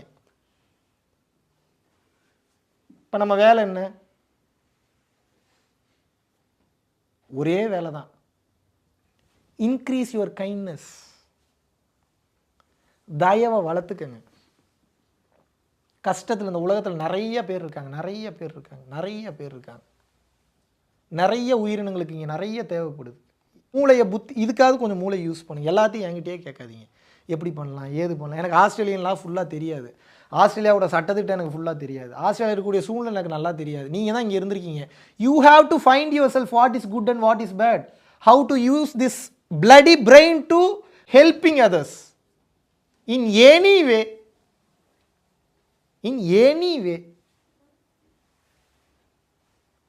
நல்லது பண்ணுறதுக்கு தானங்க தைரியம் வேணும். யாருக்கு எந்த பிரச்சனையும் வந்துடக்கூட நான் பாட்டுக்கு வீட்டில் வாழ்ந்துட்டு வீட்டில் செத்து போயிடுறேன்னு நினைக்கிறீங்களா? பாராட்டுறேன், எழுதி வச்சுக்கோங்க, இன்னும் 100 ஜென்மம் எடுப்பீங்க. உனக்கு என்னடா பிரச்சனை, எத்தனை ஜென்மம் வேணாலும் எடுத்துக்கிற, பிரச்சனையே இல்லாத மாதிரி போகும், தொல்லையே இல்லாத மாதிரி போகும்.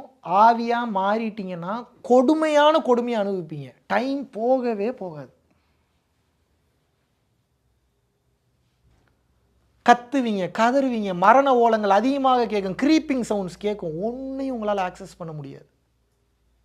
மனசை இந்த உடலில் இருக்கும் போதே பக்குவப்படுத்த முடியல. நீங்கள் பேயாக மாறிட்டீங்கன்னா எங்கே போய் பக்குவப்படுத்துவீங்க? இந்த உலகத்தில் ஏதோ ஒரு பொருளை இந்த கையால் ஃபிசிக்கல் ரியாலிட்டியில் தொட்டு மூவ் பண்ணி ஏதாவது தொட முடிஞ்சதுன்னா தான் அரிது மானிடராய் பிறத்தல் அரிது. பல ஜென்மம் கழிச்சு மனித உடலை கொடுத்துருக்காங்க. இந்த உடம்பு இருந்தால் தான் ஏதாவது மூவ்மெண்ட் பண்ணி ஏதாவது தர்மம் பண்ணி கர்மத்தை அழிச்சு இறைவன்கிட்ட போக முடியும். நீ எதுவுமே பண்ண மாட்டீங்க, பொருள் சேர்க்கறதுல மட்டும்தான் இருக்கீங்க. சேர்த்து வைக்கணும்னு நினைக்கிறீங்க, பொண்டாட்டியை சோகமாக பார்த்துக்கணும்னு நினைக்கிறீங்க, பிள்ளையை சோகமாக பார்த்துக்கணும்னு நினைக்கிறீங்க, குழந்தையை சோகமாக பார்த்துக்கணும்னு நினைக்கிறீங்க. ஆனால் உண்மையான சுகம் என்பது இறைவனின் திருவடிகளை சேருவதுன்றதை நீங்கள் கடைசரி கற்றுக்கவே இல்லை. பிறவா நிலை வேண்டும் இறைவா, அப்படியே பிறந்தாலும் உன்னை மறவா நிலை வேண்டும், அதைத்தானே கேட்கணும். அடுத்த ஜென்மத்தில் இவளே எனக்கு பொண்டாட்டியாக வேணும் இப்படியா கேட்பீங்க? எவனாவது ஒரு லோடு மண்ணை வாரி உங்கள் தலையில் நீங்களே கொட்டிக்கிறது, சும்மா இருக்க மாட்டான் வாயை வச்சுக்கிட்டு போய் இதை வேறு டெய்லி இப்படி ஒருத்தி எனக்கு பொண்டாட்டி அமைய டே டே டே அவசரப்படாதரா, இவளே எனக்கு 7 ஜென்மத்துக்கு, ஒரு ஜென்மத்துக்கு இல்லை, 7 × 7 = 7 7 என்னங்க 49 ஜென்மத்துக்கு இவளே பொண்டாட்டியா. எங்கள் பொண்டாட்டிக்கிட்ட போய் சொல்லலாம், கடவுள்கிட்டையும் போய் அதே பொய்யை சொல்லுவீங்களா? நீங்கள் புருஷங்கிட்ட போய் சொல்லலாம், சிவபெருமான்கிட்ட போய் அதே பொய்யை சொல்லுவீங்களா? எங்கே அவர் நல்ல மூடில் இருந்தாருன்னா குழந்தை ஏதோ தெரியாமல் பேசுகிறான், ஏதோ நல்ல மூடில் இல்லை, அவருக்கு அவர் பொண்டாட்டி பார்வதி கூட ஏதோ பஞ்சாயத்துன்னு வச்சுப்போம். நீங்கள் போகிற நேரத்தில் அவருக்கு மூடு கொஞ்சம் சரியில்லை, 7 ஜென்மத்துக்கு இவளே என் பொண்டாட்டியாக இருக்கட்டும், சரி ஆக கடவுதுன்ட்டார். அப்புறம் என்ன ஆகும்? சோழி சுத்தம். வாயை வச்சுட்டு சும்மா இருக்குன்னு இதனால தான் சொல்கிறது. என்ன சொல்கிறது? நீங்கள் பேசாமல் இருந்துட்டீங்கனாலும் பிரச்சனை இல்லை, கண்டதை ஏதாவது பேசி தொலைஞ்சிட்டிங்கன்னா அப்போ அதுக்கு அனுபவிக்கணும். மனதால் நினைத்ததற்கு மனதால் வலிவேதனை அனுபவிக்க வேண்டும், உடலால் நினைத்ததற்கு உடலால் செய்ததற்கு உடலால் வலிவேதனைகளை நீங்கள் அனுபவித்துத்தான் ஆக வேண்டும். நினைத்ததற்கும் கர்மா உண்டு, பேசியதற்கும் கர்மா உண்டு, செயல்படுத்தியதற்கும் கர்மா உண்டு, நீங்கள் விடுற ஒவ்வொரு மூச்சுக்கும் கர்மா உண்டு. இது நீங்கள் புரிஞ்சுக்கிட்டீங்கன்னா உங்கள் மூச்சை கூட விட மாட்டீங்க, கண்ட்ரோல் பண்ணிடுவீங்க. Each and every breathing is getting counted. உங்கள் வார்த்தையோட வலிமை தெரிஞ்சிருச்சுன்னா ஒரு வார்த்தை தேவையெல்லாம் பேச மாட்டீங்க, ஒரு வார்த்தை மிஸ்யூஸ் பண்ண மாட்டீங்க. அப்படியே நடக்கும். நீ என்ன நினைச்சிட்டு இருக்கிறீங்க? நீங்கள் எவன் ஒருவன் தனது மூச்சில் இருக்கக்கூடிய அந்த ரிதமை பிடிச்சிடறானோ 20-25 டைகரோடைய வலிமையை ஃபீல் பண்ண முடியுமா ஆரம்ப காலகட்டத்தில்? அப்புறம் இறைவனே உணர முடியுன்றாங்க. 20-25 புலியோட வலிமைனா என்னங்க?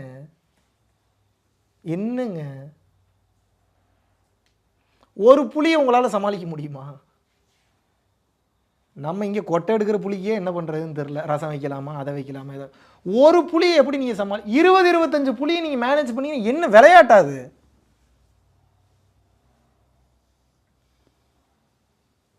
இதை சொன்னால் நம்மளை கிறுக்குன்றாங்க. என்ன சொல்கிறாங்க? பைத்தியம் ஏதோ உளறிட்டு இருக்கு லூஸு. சரிடா, நான் பைத்தியன்றதை நான் ஏற்றுக்கிட்டேன்டா, நீ எப்படா ஏற்றுக்க போகிற? நான் பைத்தியன்றதை அவன் ஏற்றுப்பான், அவன் பைத்தியன்றதை அவன் ஏற்றுக்கணும். யார் ஏற்றுக்கணும்? இந்த உலகமே ஒரு மென்டல் அசைலம். இங்கே சுற்றிட்டு இருக்கிறவன் பூரா மென்டல்ஸுங்கிறார். அப்படின்னா என்ன அர்த்தம் தெரியுமா? இப்போ இதை சொன்னால் உங்களுக்கு புரிஞ்சிடும், கொஞ்சம் கேவலமாக தான் இருக்கும், இருந்தாலும் புரிஞ்சுக்கோங்க. ஒவ்வொருத்தரும் நான் சரியானவன்ற மைண்ட் செட்டோடய இந்த மென்டலுங்க சுற்றிட்டு இருக்குதான். புரியுதா? ஏதாவது இந்த மென்டலுங்க பூரா நான் சரியாக இருக்கேன், நான் சூப்பராக இருக்கேன், நான் பெஸ்ட்டாக இருக்கேன், நான் இப்படி இருக்கேன், நான் அப்படி இருக்கேன், என்கிட்ட இது இருக்கேன், இப்படியே ஒவ்வொரு மென்டலும் சுற்றிட்டு இருக்குதான். உலகமே ஒரு மென்டல் ஹாஸ்பிட்டலுங்கிறார். இதில் இந்த பைத்தியம் அந்த பெரிய பைத்தியத்தை பார்த்து இந்த இவன் பைத்தியம் மாதிரி செயல்பட, ஆடா அறிவு கட்ட முண்டை, நீயே ஒரு பைத்தியம் தான்டா, இன்னும் அவனை பார்த்து வேற பைத்தியம்ங்கிற. ஒரு நல்ல ட்ரெஸ் பண்ணிக்கிட்டு, ஒரு அழகாக நம்ம ஹேர் ஸ்டைல்லாம் பண்ணிக்கிட்டு, ஒரு காஸ்ட்லி காரில் போயிட்டா புத்திசாலின்னு நினைப்போம் எல்லாத்துக்கும். அப்படித்தானே? போகிற வழியில் நல்லா போயிட்டுருக்கு, முன்னாடி போகிற 2 டயர் மட்டும் கழண்டு ஓடிடுச்சுன்னா என்ன பண்ணுவீங்க? என்ன பண்ணுவீங்க? What will you do? அதுக்கப்புறம் வாட் வில் யூ டூ? போக வேண்டியதான். 170 கிலோமீட்டர் ஸ்பீடில் போயிட்டு இருக்கும்போது 2 டயர் மட்டும் கழண்டு ஓடுதுன்னா உங்கள் மனநிலையை நீங்கள் நினச்சி பார்க்கணும். இப்போ அந்த டயர் சுற்றிட்டு இருக்கிறதுக்கு காரணம் உங்கள் திறமையா இறைவனின் அருளான்னு கேட்குறேன். என்னங்க இப்படி பார்க்குறீங்க? பதில் சொல்லுங்கள். அப்படி வச்சுக்கலாமா? இல்லை கார் சர்வீஸ் பண்ணவன் நல்லா நட்டு போல்ட்டை டைட் பண்ணியிருக்கேன், அப்படி எடுத்துக்கலாமா? எனக்கு சரியான பதில் சொல்லுங்கள். இல்லை எனக்கே அப்பப்போ குழப்பம் வருது. ஏது இறைவனின் அருளா, நட்டு போல்ட்டு கரெக்டாக மாட்டினனோட அருளா? அவன் நட்டு போல்ட்டை நல்லா மாட்டினாலே இறைவன் அருள் பண்ணியிருக்கணும்.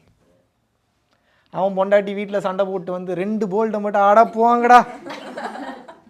உங்களுக்கு ஒரு சம்பவத்தை சொல்கிறேன், என் லைஃப்பில் நடந்தது. இறைவன் அருள் எப்படி வேலை செய்யுன்னு சொல்கிறதுக்கு. ஒரு முக்கியமான தமிழ்நாட்டோட ஒரு ஸ்டேட்லேருந்து வேறு ஒரு ஏரியாவுக்கு போகிறேன். கார் எடுத்துகிட்டு போகிறேன், என் ஃப்ரெண்டுக்கிட்ட கார் வாங்கிட்டு போகிறேன். ஏன்னா என் கார் வந்து சர்வீஸ் கொடுத்துருக்கேன்.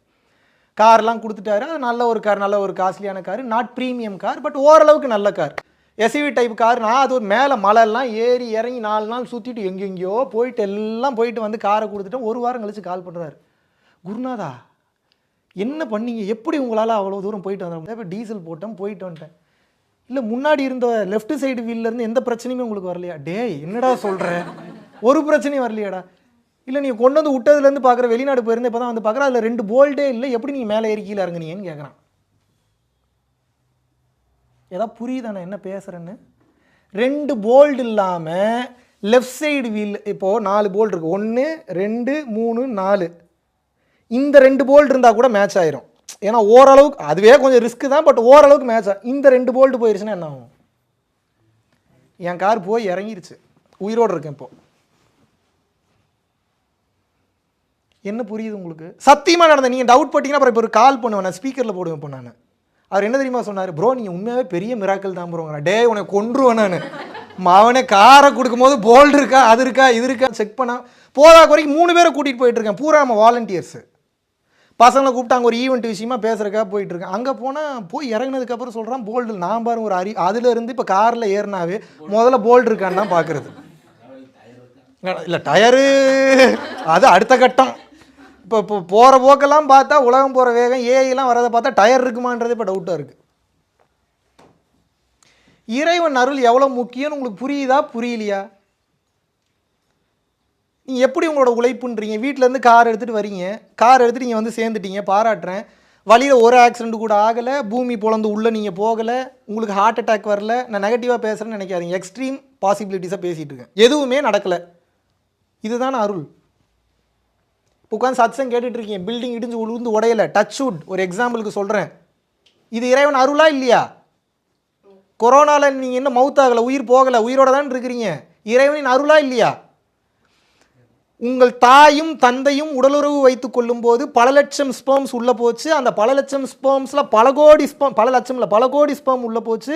அது அந்த பல கோடி ஸ்பெர்மில் ஒரே ஒரு ஸ்பெர்ம் மட்டும் கருமுட்டைக்குள்ளே போச்சு. சாதனையா இல்லையா? இது இறைவனின் அருளா இல்லையா? குடிக்கிற தண்ணி உணவு குழாய் வழியாக சிறுநீர் பைக்கு போச்சுன்னா தான் இதான் மெக்கானிசம். இதுதான் இறைவன் அருள்ன்றேன். இதயத்தில் போயிருச்சுன்னா என்ன பண்ணுவீங்க? அதற்கு பெயர்தான் இறைவனின் அருள் என்று நான் கூறுகிறேன். அதற்கு பெயர்தான் இறையருள். அந்த அல்டிமேட் இன்ஜினியரிங் மைண்டுக்கு பேர் தான் இறை, அதுக்கு பேர் தான் ஞானம், அதுக்கு பேர் தான் டிவைன், அதுக்கு பேர் தான் பவர், அதுக்கு பேர் தான் சக்தி. நீங்கள் இப்போ என்ன புரிஞ்சுக்கணும்னா, பிறக்கும் போதே பல லட்சம் பேரை கொன்னுட்டு பிறந்திருக்கீங்க. நீங்கள் கொலைகாரனா இல்லையா? இப்படியும் வச்சுக்கலாம். பல பேரை ஜெயிச்சுட்டு பிறந்திருக்குன்னு வச்சுக்கலாம், பல பேரை கொன்னுட்டு பிறந்திருக்குன்னு வச்சுக்கலாம். இப்போ நம்ம தான் அதை எப்படி ஒரு விஷயத்தை எப்படி வேணாலும் பார்க்கலாம். பாசிட்டிவாகவும் பார்க்கலாம், நெகட்டிவாகவும் பார்க்கலாம். நீங்கள் எந்த அளவுக்கு ஒரு விஷயத்தை பாசிட்டிவாக நீங்கள் பார்க்க கற்றுக்கிட்டீங்களோ வந்த வேலை முடிஞ்சுங்க, ஜெயிச்சிட்டீங்க. தன்மையை சொல்லுங்கள், ஆப்ஜெக்டை சொல்லாதீங்க. கடவுள் என்பது தன்மை, it's a verb, it's not an object R subject. புரியுதா நான் என்ன சொல்கிறேன்னு? அது ஒரு தன்மை, அது ஒரு தன்மை, அதை புரிய கண்ணில் காட்டுன்னு அப்படிப்பட்டவங்களாம் நீ காட்டுன்னு அவசியம். வேலையை பாடுறான்ட்டு நீங்கள் அடுத்த வேலையை பாருங்கள். டைம் வரும்போது நீயே அவனுக்கு போய் ப்ளீஸ் பண்ணிகிட்டு இருக்கீங்க உட்காந்து. அவனே திமிரில் பேசிட்டான், அதன் வேலையை அவங்க வேலையை அவனை போய் மாற்றிட்டு இருக்கிறது. எத்தனையோ உயிர்களுக்கு அவசியம் தேவைப்படுது, எத்தனையோ உயிர்கள் ஆர்வமாக அதை கேட்குது. அதுக்கு டைம் ஸ்பெண்ட் பண்ணுங்கள். லூஸுங்களுக்கு ஏன் உட்காந்து டைம் ஸ்பெண்ட் பண்ணிட்டு இருக்கீங்க நீங்கள்? Don't ever waste your time in unnecessary things. They will observe your energy, they will train your energy. போட்டு நாஸ்தி பண்ணி உங்கள் நம்பிக்கையை கெடுத்து அவனுடைய குப்பையை பூரா உள்ள தள்ளி உங்களை ரூட்டு மாற்றி விட்டுருவோம். Be so kind. கைண்டுனா முட்டாளாக இருங்கன்னு சொல்லலை, என்ன சொல்கிறேன்? கைண்டாக இருங்க. கைண்டாக இருங்கன்றது முட்டாளாக இருங்கன்றது ஒரே அர்த்தமா? கருணையாக இருங்க முட்டாளாக இருங்கன்றது ஒரே அர்த்தமா? கருணையாக இருங்க எவன் எவ்வளோ அடித்தாலும் வாங்கிக்கின்றது ரெண்டு ஒரே அர்த்தமா? ரெண்டுத்துக்கு நிறைய டிஃப்ரென்ஸ் இருக்குது. அதர்மம் என்ற ஒன்று நடக்கும்போது அந்த அதர்மத்தை நீங்கள் கேள்வி கேட்காமல் இருக்கீங்கன்னா அதுதான் பிரச்சனையே. அந்த இடத்துல அந்த அதர்மத்தை எப்படி கேள்வி கேட்க வேண்டுமோ அந்த அதர்மத்தை கேள்வி கேட்கிற பேர் தான் கருணைன்னு சொல்கிறேன். புரியுதா உங்களுக்கு? உங்களெல்லாம் இப்போ நான் எப்படி தெரியுமா மாற்றணும்னு நினைக்கிறேன்? பிற உயிர்களுக்கு சேவை செய்யக்கூடிய சேவை ஆட்களாக மாற்ற வேண்டும் என்று நான் ஆசைப்படுகிறேன். ஏன் இதை பண்ணணும்னு நினைக்கிறேன்னா, ஏன் ப்ராஜெக்ட்டு ஏன் மிஷனுக்கு இல்லை, எனக்கு வேணுங்கிற சொத்து பத்தெல்லாம் நான் ஆல்ரெடி சம்பாரிச்சிட்டேன். அருள் சொத்தை சொல்கிறேன். என் அக்கௌண்ட்டை செக் பண்ணிங்கன்னா ஒரு 25,000 30,000 இருக்கும். வேணால் காட்டுறேன், வேணால் பாருங்கள். எல்லா அக்கௌண்ட்டையும் காட்டுறேன், அவ்வளோதான் இருக்கும். ஆனால் இறைவனுடைய அருளே அதுதான். என்னென்னா, அக்கௌண்ட்டில் கோடியாக சொத்து இல்லை, ஆனால் நான் ஒன்று பண்ணணும்னு நினச்சேன்னா எங்கேயாவது பண்ணிடுவார். எப்படி பண்ணுவார்னே தெரியாது. That is the beauty of God. அது என்ன தலையெழுத்தா இல்லை பிளஸ்ஸிங்கா தெரில, சேர்த்து வைக்கணும்னு நினச்சா மட்டும் தலைகீழாக நின்று தண்ணி குடித்தாலும் அது நம்ம புத்தியே எப்படின்னா, அக்கௌண்ட்டில் ஒரு 2 லட்சம் 3 லட்சம் பணம் இருக்குன்னாவே அந்த பணத்தில் யாருக்கு என்ன செய்யலாம், எப்படி சப்போர்ட் பண்ணலாம், இப்படி தான் புத்தி போகுது. அக்கௌண்ட்டில் அதிகம் பணம் இருந்தாவே கை காலெலாம் நடுங்குது எனக்கு. என்ன இவ்வளோ பணம் இருக்குது, ஐயோ என்ன இவ்வளோ பணம் இருக்குது, பதட்டமாகுது, படபடப்பாகுது எனக்கு. அதான் 2-3 லட்சம், அது எவ்வளோ பெரிய அமௌண்ட்டுங்க. நீங்கள் என்னங்க இன்னும் இவ்வளோ பணம் இருக்குது, என்ன இவ்வளோ பணம் இருக்குது, டக்குன்னு யாருக்காக ட்ரான்ஸ்ஃபர் பண்ணி விட்ருவேன். ஒன்று கடன் வாங்கினவனுக்கு கடனை ட்ரான்ஸ்ஃபர் பண்ணி விட்ருவேன், இல்லை எவனுக்காக தேவைப்படுறவனுக்கு அமுச்சு விட்ருவேன். ஆக மொத்தம் எப்படி இருக்கேன்? ஆனந்தமாக இருக்கேன். இப்போ நான் உங்களை அதே பண்ணுங்கன்னு நான் சொல்ல, நீங்கள் எவ்வளோ வேணாலும் வச்சுக்கோங்க, சொல்ல, எவ்வளோ வேணாலும் வச்சுக்கோங்க. வார்த்தையை கூட ரொம்ப கவனமாக சொல்ல வேண்டியதாக இருக்குது உங்களுக்கு. ஏன்னா இப்போ வரங்க அந்த வார்த்தையை மட்டும் கட் பண்ணி போட்டு ட்ரெண்ட் பண்ணுறாங்க. பார்த்தீர்களா மகாவிஷ்ணு எப்படியெல்லாம் பேசுகிறார், பார்த்தீர்களா? எவ்வளவு வேண்டுமானாலும் வைத்துக்கொள் என்று கூறிய. டேய், நான் என்ன சொன்னேன் நீங்கள்? அப்போ அதனால் நான் ரொம்ப கான்ஷியஸாக தெளிவாக பக்காவாக பார்த்து பார்த்து பார்த்து பார்த்து பார்த்து பார்த்து பார்த்து பார்த்து பேச வேண்டியதாக இருக்குது. மக்களுக்கும் அந்த முழு வீடியோ பார்க்குறதுக்கு பொறுமை இல்லை. என்ன அவன் பெரிய சோம்பேறியாச்சு, என்ன வருதோ ஒரு தட்டு இப்படியா பேசியிருக்கிறாரு, உடனே கீழே கமெண்ட், இவன் மோசமானவன், இவன் தப்பானவன், இவன் நாசமாக போனவன், இவன் உருப்படக்கூடாது, இவன் விளங்கக்கூடாது, இவனை அரெஸ்ட் பண்ணுங்க, இவனை ஜெயிலில் போடுங்க, கை காலை உடைங்க, மாவு கட்டு போடுங்க. டேய், இங்கே என்ன நடக்குதுன்னே தெரியாமல் பேசிகிட்டு இருக்கேன். இன்னைக்கு மனிதனோட மைண்ட் செட் அப்படி தான் இருக்குது. They are being influenced by fake news. ஒரு நியூஸில் எத்தனை சதவீத உண்மை எத்தனை சதவீத பொய் இருக்குன்னு உங்களுக்கு எப்படி தெரியும்? அந்த நியூஸ் ஸ்ப்ரெட் ஆகுதுன்னா அந்த நியூஸ் ஸ்ப்ரெட் ஆகிறதுக்கு உண்டான மூல காரணம் உங்களுக்கு எப்படி தெரியும்னு கேட்குறேன். எப்படி தெரியும்? இந்த தைரியம்லாம் வரணும். இதெல்லாம் கொஞ்சம் கொஞ்சமாக வரணும். இதெல்லாம் கொஞ்சம் கொஞ்சமாக வரணும். கொஞ்சம் கொஞ்சமாக முதல்ல இந்த சொசைட்டியை நினச்சி முதல்ல பயப்படாதீங்க. தயவு செஞ்சு பயப்படாது. ஒன்றும் பண்ணிட மாட்டானுங்க. நான் கேட்குறேன், இத்தனை நாள் பயந்துக்கிட்டே இருந்தீங்களே, இப்படி ஆகிடுமோ, அப்படி ஆகிடுமோ, அதாயிடுமோ, இதாகிடுமோ, பிறந்ததுலேருந்து இப்படி எத்தனை கேள்வி வந்திருக்கு, வந்திருக்கா வரலையா? எத்தனை பேனிக் அட்டாக் வந்திருக்கு, எத்தனை ஆங்ஸைட்டி வந்திருக்கு, இத்தனை நடந்திருக்குல்ல. இப்போ என் கேள்வி என்னென்னா, இத்தனை நடந்ததில்ல, எத்தனை டைம் அப்படி நீங்கள் நினச்ச மாதிரியே நடந்துருச்சு? அப்படி நடந்ததுனால நீங்கள் நினச்சதுனால தான் நடந்தது. நீங்கள் தான் இழுத்தீங்க, அதை வேறு யாரும் இழுக்கல. ஊர் மேலே போகிற மாதிரியாத்தா, என் மேலே வந்து ஏறாத்தா, எங்கேயோ போகிறத கெடுத்துட்டீங்க. இப்போ நான் என்ன சொல்கிறேன், பதட்டம் படபடம் பட்டுக்கிட்டே இருக்கீங்கல்ல, அப்படி எத்தனை டைம் இங்கே நடந்துருச்சு? அப்புறம் என்ன கருமத்துங்க அதை நினச்சிக்கிட்டே இருக்கிறீங்க? அதனால் என்னங்க யூஸ் இருக்குது உங்களுக்கு? அதனால் எதாவது யூஸ் இருக்கா? அப்புறம் ஏங்க அதை நினைக்கிறீங்க?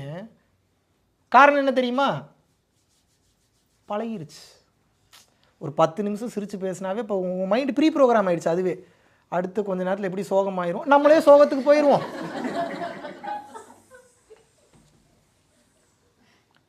இது ஒரு தத்துவமாகவே பேசிகிட்டு இருக்காங்க தமிழ்நாட்டில். டே ரொம்ப சிரிக்காதரா, அப்போ ரொம்ப கஷ்டப்படுவேன். டே இந்த தத்துவம்லாம் எவன்டா கண்டுபிடிச்சிங்க?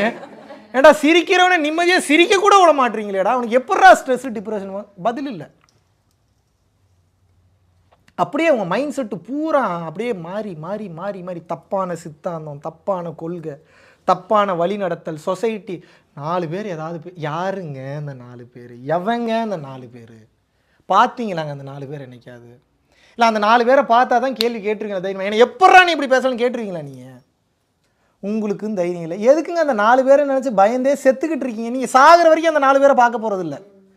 நீங்கள் செத்தா உங்களை 4 பேர் தூக்கிட்டு போவான், அந்த 4 பேரையும் பார்க்க போகிறதில்ல. யாருக்கு பயந்துட்டு இருக்கிறீங்க? எதுக்கு பயந்துட்டு இருக்கிறீங்க? எதை நினைச்சு பயந்துட்டு இருக்கிறீங்க? எதை பாதுகாத்துக்கிறதுக்கு போராடிட்டு இருக்கிறீங்க? தங்குறது தான் தங்கும், நிலைக்கிறது தான் நிலைக்கும். நீங்கள் எவ்வளோ முயற்சி பண்ணாலும் உங்களுக்கு என்ன விதிக்கப்பட்டிருக்கோ அதான் கிடைக்கும். அதை தாண்டி 1 இன்ச் அதிகமாகவும் கிடைக்காது, 1 இன்ச் கம்மியாகவும் கிடைக்காது.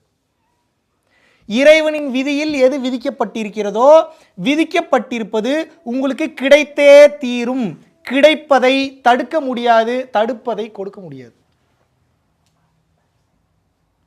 இவ்வளவுதான் ஞானம். இது புரிஞ்சிருச்சுன்னா ஃப்ரீ ஆயிரும். வேலைக்கு போவீங்க, வேலையை விட்டு போகின்ற, ஓ இதுதான் எழுதியிருக்காரு போல, முடிஞ்ச அளவுக்கு முயற்சி பண்ணுவீங்க. முயற்சி பண்ணி ஏன் என்ன தப்பு பண்ணேன் சார், எதாவது தப்பு, போடா வெளியே அப்படின்னா, ஓ ஓகே ஓகே இதான் ஞானம். எவ்வளோ தூரம் கஷ்டப்பட்டு இந்த கம்பெனிக்கு நான் வந்தேன், எனக்கு இப்படி வேலை போயிடுச்சு, இதுவா ஞானம்? உங்களுக்கு எடுக்கிறது யார்? இப்போ நீங்கள் சொல்லுங்கள். Very good, I appreciate it. வந்துட்டீங்க, ஞானத்துக்கு வந்துட்டீங்க. நீங்கள் நாசமாக போகிறது காரணம் யார் சொல்லுங்கள்? Very good very good. நாங்கள் தான்னா கூட ப்ளூரலில் போகுது, கொண்டுருவோம் உங்களை. உண்மையை என்னன்னேக்கா சைடில் ஒருத்தனை கோர்த்து விட்றீங்க, என்னன்னேக்கா லைட்டாக ஒருத்தனை கோர்த்து விட்றீங்க. நீங்கள் நாசமாக போகிறது காரணம் யார்?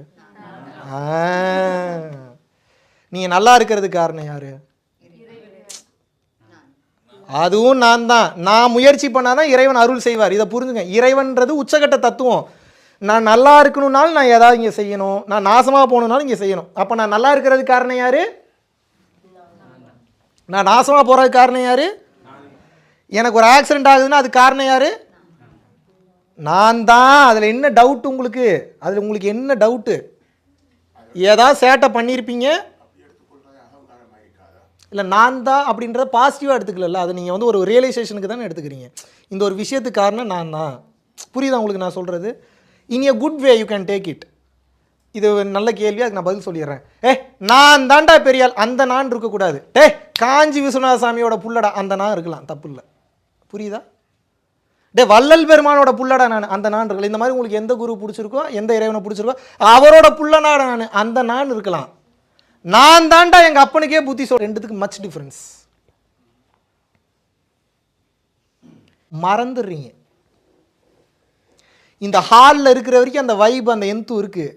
வெளியே போன உடனே உலகம் பெருசாக இருக்குது, கலர் கலராக கண்ணுக்கு தெரியுது, க்யூட்டாக தெரியும். நான் வேறு எதுவும் சொல்லலை. பொருள், மற்ற காரு, மனிதர்கள் எல்லாத்தையும் சேர்த்து சொன்னீங்க, எதுவும் தப்பாக நினச்சிக்காதீங்க. எல்லாம் அழகழகாக பார்த்த உடனே மைண்ட் என்ன ஆகுது?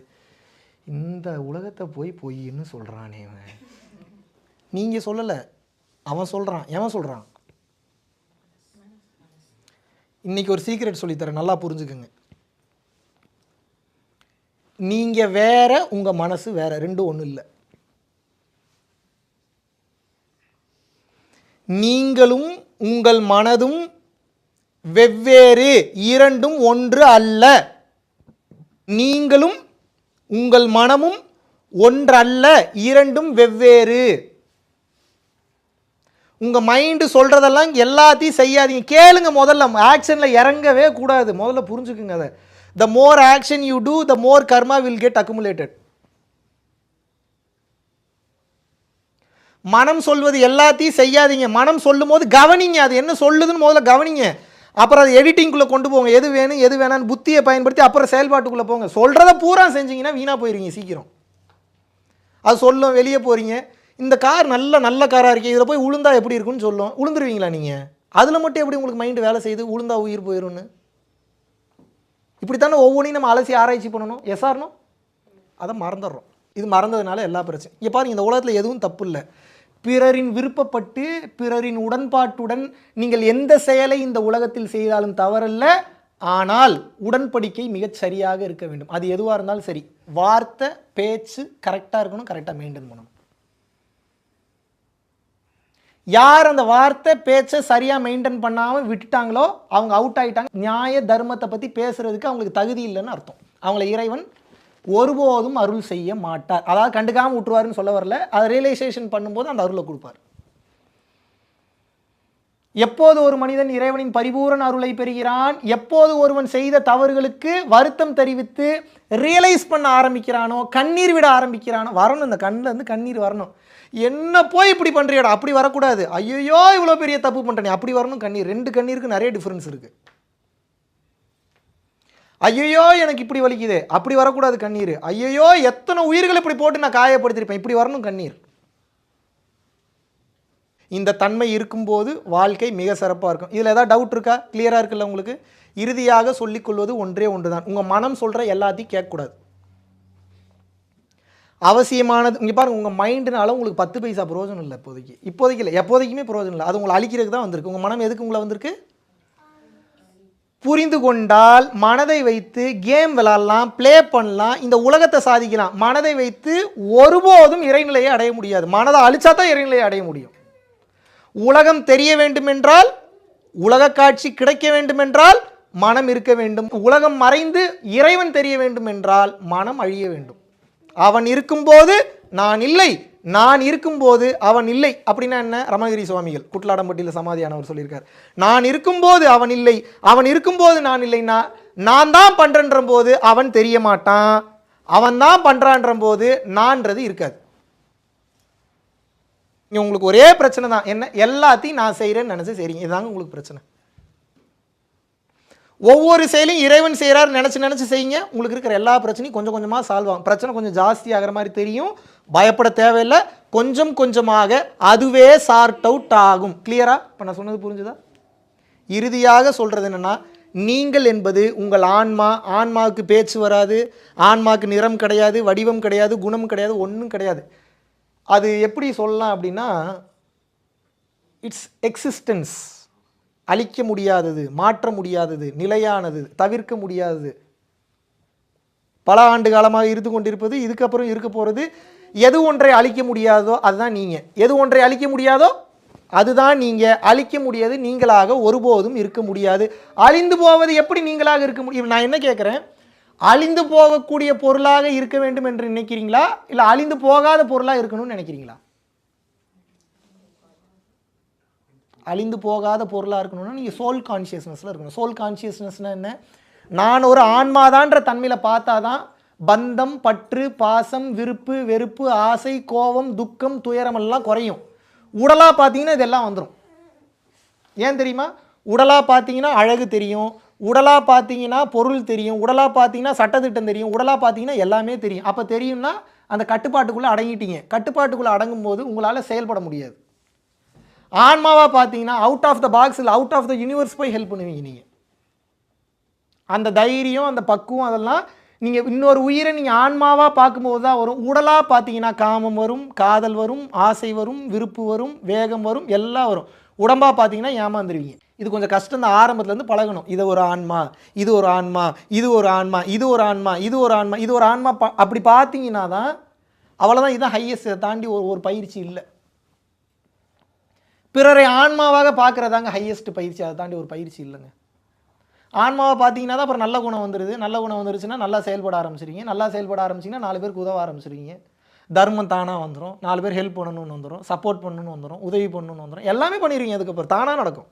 பரம்பொருள் அறக்கட்டளையின் சார்பாக ஏகப்பட்ட இடங்களுக்கு இடர்பாடுகளில் இருந்த காலகட்டத்திலும் கூட ஒரு நாள் கூட விடாமல் இன்று வரைக்கும் 300 500 நபர்கள் வரைக்கும் தமிழ்நாடு முழுவதும் இருக்கக்கூடிய பகுதியில் அன்னதான பணிகள் வந்து நடந்து கொண்டே இருக்கிறது. மலேசியா மற்றும் சிங்கப்பூரில் வந்து நடந்து கொண்டிருக்கிறது. இன்று வரை எந்தவித தொய்வும் இல்லாமல் மேல் நோக்கி சென்று கொண்டிருக்கக்கூடிய இந்த பரம்பொருள் அறக்கட்டளையினுடைய வெற்றிக்கு காரணம் வந்து பார்த்தீங்கன்னா பரம்பொருள் அறக்கட்டளையை பின்பற்றக்கூடிய பரம்பொருள் யோகிகள் மற்றும் பரம்பொருள் குடும்பத்தார் ஆகிய நீங்கள் மட்டும்தான். யூடியூப்ல காட்டாத பல விஷயங்கள் வந்து தமிழகம் எங்கும் வந்து செஞ்சுக்கிட்டு இருக்கோம். இந்தியாவெங்கும் இருக்கக்கூடிய பல மக்களுக்கு இதை கொண்டு போய் சேர்க்கக்கூடிய காரணத்தினால் சென்று கொண்டிருக்கக்கூடிய இந்த பாதைக்கு வலு சேர்க்கும் வகையில் என்னுடன் இணைந்து எனது கரங்களுக்கு வலு சேர்ப்பது என்பது இந்த ஞான பயணத்தில் மாபெரும் ஒரு மாற்றமாக அமையும் என்பதில் எந்தவித ஒரு மாற்று கருத்துமே இல்லை.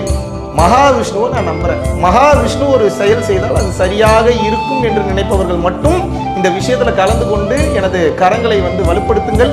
இன்னும் பல லட்சம் பல கோடி உயிர்களுக்கு நினைத்து பார்க்க முடியாத மாபெரும் அருள் அனுபவங்களையும் நாம் வந்து செய்ய போகிறோம். நன்றி, வணக்கம்.